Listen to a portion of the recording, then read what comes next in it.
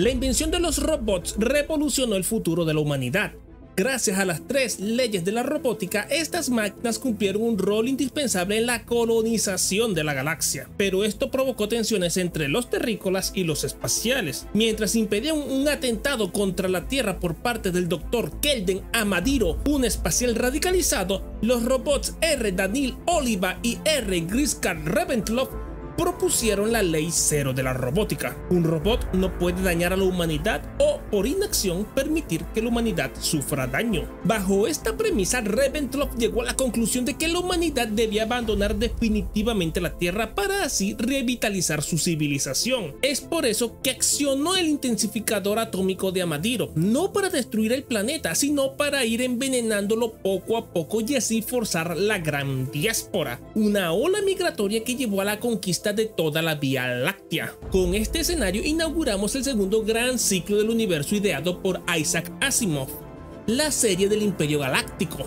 saga que estaría compuesta por 5 libros, y cuenta la historia de cómo Trantor se consolidó como la capital de toda la humanidad, su paulatina decadencia y de los esfuerzos en las sombras que llevarían a la creación de la Fundación, la institución destinada a formar el segundo gran Imperio Galáctico. Pero antes tenemos que hablar de las consecuencias dejadas por las acciones de Oliva y Reventloff al final de Robots e Imperio.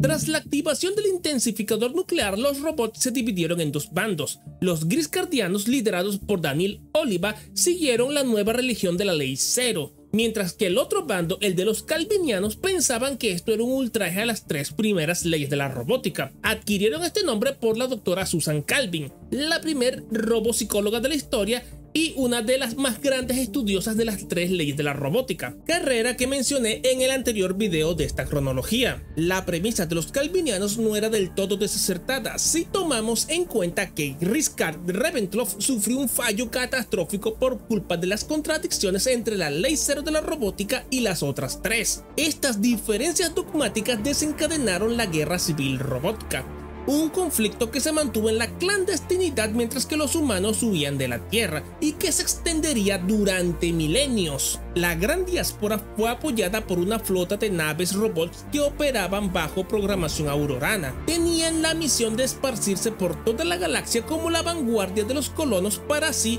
primero ir preparando nuevos mundos para ellos. Hay quienes creen que este proceso de terraformación fue el que provocó que a lo largo de toda la Vía Láctea no se encontraran apenas señales de cualquier otra vida que no proviniera de la Tierra. Gracias a la fusión entre la cultura espacial y los colonos terrícolas, esta nueva civilización pudo superar una serie de crisis ecológicas y sociales durante la expansión por toda la galaxia. Al mismo tiempo, según los cuentos Caliban, Infierno y Utopía, los robots alineados con la Ley 0 fueron destruidos u obligados a esconderse. Mientras tanto, R. Daniil Oliva, líder de los Griscardianos, estableció un superorganismo planetario llamado Gaia. Esta era una forma de vida que inducía a los humanos a tener una conexión psíquica colectiva parecida a la de una mente colmena, que con la guía de los robots podía extenderse por la demás flora y fauna del mundo. El plan de Oliva era extender el organismo Gaia por toda la galaxia para así crear una única mente colectiva que abarcara a toda la humanidad, unificándola en el proceso. Durante todo este periodo, más en concreto en el año 5500, se colonizó el planeta Trantor, un mundo localizado justo al centro de la galaxia. 400 años después, en el año 5922, se dan los eventos de En la Arena Espacial, la primera novela de la serie del Imperio. La narración comienza con un joven que asiste a la Universidad de la Tierra llamado Byron Farrell, hijo del mayor noble del planeta Nefelos, uno de los reinos nebulares. La historia comienza con la noticia de que su padre ha sido apresado y ejecutado por ser acusado de conspirar contra Tyrant, un imperio menor que gobierna 50 mundos cercanos a la nebulosa Cabeza de Caballo. Para que te hagas una idea de la extensión del imperio Tyrant, en aquel momento solo existían 1099 mundos habitados por seres humanos. Ya por aquel entonces, la mayor parte de la superficie del planeta Tierra era inhabitable por culpa de la radioactividad. La radioactividad se justifica mediante una guerra nuclear y no a la explicación que se nos da en Robots e Imperio. Uno de los muchos errores de continuidad que veremos al ser la obra de Asimov escrita en diferentes momentos y en diferentes órdenes. Byron Farrell escaparía de la Tierra y conocería al director de Rodia y al autarca de Lingane, Sander Jonti, dos mundos bajo el yugo de Tyrant. Juntos liderarían el movimiento rebelde que llevaría a Rodia y a los demás reinos nebulares a liberarse y redescubrir la democracia, conflicto que es solo una muestra del caos reinante durante la expansión por el espacio. Esta convulsión reinante llevó a que poco a poco la sociedad y la tecnología se fuera estancando, un fenómeno tan grave que llevó a que incluso se empezara a olvidar cuál era el mundo del cual surgió la especie humana. Ahora debemos de dar un salto al año 8500, cuando la República Trantoriana, que tenía soberanía sobre apenas 5 mundos, se convirtió en la Confederación Trantoriana y, más tarde, en el Imperio Trantoriano. Durante los siguientes 2500 años,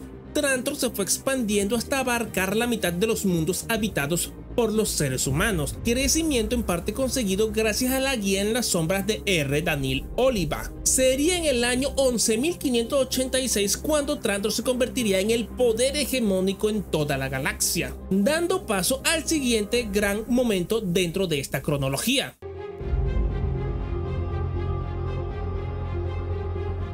Ese año, el 11.586, sería rebautizado como el año 1 de la Era Galáctica, cuando en Trantor es coronado el primer emperador de este nuevo imperio, Franken I. Este nuevo poder político desplazó a la cada vez más despoblada Tierra como la capital de la humanidad. Es más, para el siglo IX de la Era Galáctica, la Tierra se había convertido en una especie de gueto donde la radioactividad había hecho inhabitable la mayor parte de su superficie, provocando una escasez de recursos que ha obligado a imponer un riguroso control de natalidad y de la eutanasia forzosa a los mayores de 60 años. En el año 827 de la Era Galáctica se dan los eventos de Un guijarro en el cielo. Esta sería genuinamente la primera novela escrita por Asimov. Si recapitulamos en los eventos de la cronología anterior, en nuestro siglo XX, el sastre retirado Joseph Schwartz fue transportado 7000 años en el futuro debido a un accidente nuclear. Así se ve envuelto en una conspiración de las autoridades de la Tierra para esparcir un arma biológica por los demás mundos del imperio, los cuales no tenían inmunidad ante este virus. Por fortuna, Schwartz se sometió a un peligroso tratamiento de sinapsificación, con el cual aumentó su velocidad de transmisión neuronal, gracias al cual adquirió poderes mentales y telepáticos, poderes con los cuales desbarató estos planes y se propuso, junto con la tutela del Imperio Galáctico, tratar de sanar a la Tierra y restaurar los deteriorados registros históricos sobre el origen de la humanidad. En esta novela no se menciona que el Imperio Galáctico tenga sede en Trantor, porque esta sería una idea de Asimov que tendría en años venideros. El Imperio Galáctico inicialmente ayudó a la Tierra por influencia de Oliva, pero todo fue en vano. Nada pudo impedir que el planeta se volviera del todo inhabitable. Para el año 990 de la Era Galáctica se debió llevar a cabo la evacuación definitiva del planeta. Esto llevó a que se perdieran definitivamente todos los registros del origen de la especie humana en la Tierra y muchos de sus conocimientos históricos previo a la Era Galáctica. Así pues, Trantor se convirtió en la nueva cuna de la humanidad, de forma que toda la burocracia y las instituciones más importantes de la galaxia se instalaron en este mundo, el cual poco a poco se convirtió en una única ciudad que abarcaba toda su superficie y que fue sustituyendo la naturaleza con un intrincado mecanismo de niveles y estructuras de miles de kilómetros de extensión construidos en titanio. Ya para la era de la fundación se cuenta como una especie de chascarrillo que hay gente en Trantor que nunca ha visto la luz del sol ni ha salido de las plantas subterráneas de Trantor. Una idea recurrente en Asimov, el peligro latente de que la tecnología termine aislando a los seres humanos, encerrándolos en jaulas de acero. El poder político que ejercía Trantor sobre el resto del universo conocido, un poder cada vez más férreo y paternalista, ocultaba el talón de Aquiles de la capital del imperio: la absoluta dependencia del planeta ciudad del comercio con otros mundos, ya sea para contratar mano de obra hasta para obtener el más básico de los suministros. Durante los siguientes milenios, el imperio hizo esfuerzos titánicos para mantener el orden y la prosperidad por toda la Vía Láctea. No obstante, si hay algo claro en la visión de Asimov, es que toda civilización está destinada a la decadencia. A fin de cuentas, gran parte de su inspiración a la hora de construir el Imperio Galáctico fue la historia del Imperio Romano, con lo cual podríamos llegar a la conclusión de que podríamos rastrear en la historia real las causas de la decadencia de Trantor. Causas como problemas en el comercio, una burocracia incompetente, una dirigencia agotada, posiblemente por la falta de renovación provocada por el aislamiento en Trantor, o la incapacidad de enfrentar a los bárbaros. Aunque el Imperio Galáctico abarcaba toda la Vía Láctea, había muchos mundos rebeldes y confederaciones menores que pudieron causar estragos en la gestión de los miles de mundos imperiales, muchos de los cuales poco a poco empezaron a independizarse. El caso es que esta decadencia se fue gestando poco a poco con el paso de los milenios, provocando desestabilizaciones políticas. Se dice que los emperadores de los últimos 400 años del imperio fueron todos derrocados, hasta que este malestar volvió el colapso del imperio del todo inevitable. Pero tendríamos que esperar hasta el año 11.988 de la Era Galáctica para que se empezaran a desencadenar los eventos que llevarían al último gran ciclo de la humanidad. Ese año nacería Hari Seldon, el futuro director de la Fundación.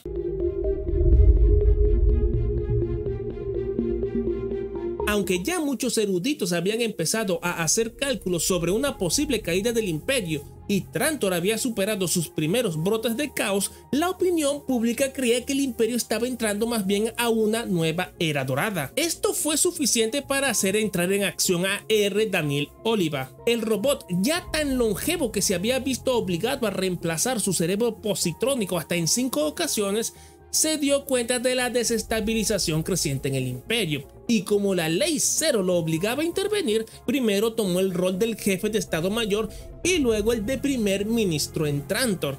Además, los avances de sus experimentos genéticos secretos condujeron a crear tanto al genio matemático de Hari Seldon como a la aparición de muchos más mentálicos humanos en Trantor, seres humanos con capacidades psíquicas extraordinarias, muchos de los cuales fueron derivados después a Gaia. Como si todo esto fuera un plan maestro de Oliva, el mismo año nacieron Hari Seldon y Cleon I. Seldon en Helicon en el sector Arcturus, hijo de un humilde cultivador de tabaco, y Cleon en Trantor, hijo de Stanel VI y heredero del Imperio Galáctico. Cleon I, el último emperador de la dinastía Emtum, sucedería en el trono imperial a su padre en el año 12.010 y se convertiría en emperador con solo 22 años, sin saber el entramado de conspiraciones e intentos de golpe de estado que se tejían a su alrededor. 10 años después se darían los eventos de Preludio a la Fundación, una novela que, a pesar de ser de las últimas que escribió Asimov, sirve como precuela a la serie de la Fundación y conecta definitivamente a la serie de la Fundación con la del Imperio Galáctico y la de los robots. Un joven Hari Seldon viajó a Trantor para dar una conferencia sobre la posibilidad teórica de la psicohistoria en una convención decenal de matemáticas. Bajo el disfraz del primer ministro Eto Den Renzel, Oliva entró en contacto con Seldon para convencerlo de profundizar en el desarrollo de esta ciencia. Luego de ser involucrado en un fallido intento de derrocamiento contra Cleon I, Seldon comenzaría a trabajar en la psicohistoria. Esta era una fusión de la psicología social con la estadística matemática que permitía calcular el comportamiento de poblaciones extremadamente grandes. Pero esta rama de las matemáticas tenían sus limitaciones. La psicohistoria consiste en que, a pesar de que no se puedan prever las acciones de un individuo en particular, las leyes de las estadísticas aplicadas a grandes grupos de personas podían predecir el flujo general de los acontecimientos. Por eso es indispensable que el menor número de personas posibles conozcan los cálculos de la psicohistoria para que así no alteren la predicción. Aunque este es uno de los rasgos más característicos de la serie de la Fundación, Asimov describió los orígenes de la psicohistoria en Los robots del amanecer, cuando el robotista Hans Fastolfe intentó crear una ciencia basada en la observación cuidadosa de los otros. A pesar de su antinatural genio matemático, Hari Seldon desarrolló las fórmulas de la psicohistoria con ayuda de Yugo Amaril, quien se convertiría en su mano derecha. Además, Seldon estaba acompañado de Raich, un niño que adoptó junto a su esposa Dors Benabili. Ella fue parte de la escolta de Seldon apenas llegó a Trantor y le protegió durante los eventos de Preludio a la Fundación. Más tarde se enamorarían y casarían, y llegaría el momento en el que Sheldon se daría cuenta de que Dors era en realidad un robot humanoide. Ya hemos visto en otras ocasiones a lo largo de esta cronología cómo Asimov no tenía reparos en colocar a robots y humanos en relaciones sentimentales o incluso carnales, y tal parece que el amor de Sheldon por su esposa no se alteró en gran medida después de esta revelación. 8 años después de iniciada la investigación de Sheldon sobre la psicohistoria, se darían los eventos de Hacia la Fundación, la segunda precuela del ciclo de la Fundación. Gracias a los avances en las aplicaciones de la psicohistoria, Sheldon ascendió en la escena política del imperio hasta volverse primer ministro, sustituyendo a Daniel Oliva, quien regresó a la luna de la Tierra para establecer allí una base. Sheldon se mantendría en este cargo hasta la muerte de Cleón I.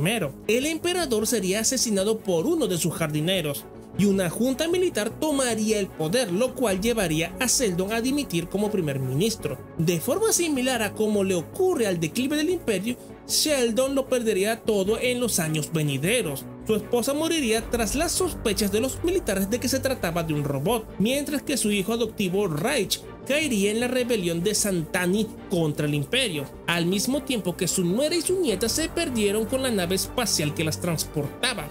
Yugo Amaryl, su compañero fiel, que trabajó de forma exhaustiva en el proyecto de la psicohistoria mientras Sheldon era primer ministro o tenía otras tareas administrativas del proyecto, también falleció. Luego de todas estas tragedias, solo le quedaría su otra nieta, Wanda Sheldon, quien, casi coincidiendo con la muerte de Amaryl, descubrió que tenía poderes mentales que le permitía leer la mente de las personas y en cierta medida empujarlas a hacer algo. Poco después encontrarían a otra persona con estos dones, Stettin Palver, y los tres se dedicaron a buscar a más psíquicos para incluirlos en el plan psicohistórico de Sheldon. Mientras tanto, el Imperio Galáctico aceleraba en su declive, produciéndose un incremento de la inseguridad ciudadana, una falta de energía en las bóvedas inferiores de Trantor o una carencia de especialistas médicos. Una vez terminadas las ecuaciones y hechos los cálculos psicohistóricos, ya no cabía ninguna duda.